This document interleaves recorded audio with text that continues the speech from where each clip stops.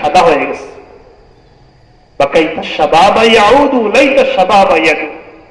হায় আমার যৌবন যদি স্থায়ী হতো, হায় আমার যৌবন যদি বার্ধক্য নাশ, হায় চিরকাল যদি আমি জোয়ানি থাকতাম। আয় আফসোস, আল্লাহ রাব্বুল আলামিন এই দুনিয়ায় অনেক বিশাল বিশাল দেহের অধিকারী মানুষ পাঠাইছে, যারা পাহাড় খুদাই করে, পাথরের পাহাড় খুদাই করে ঘর বানাইত।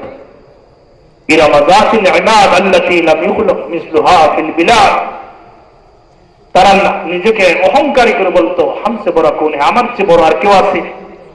এই মানুষগুলোকে আল্লাহ রাব্বুল আলামিন বাতাস দ্বারা ধ্বংস করেছে, আকাশে তুলে জমিনে ছেড়ে দিয়েছে, এভাবে ধ্বংস করে ফেলেছে।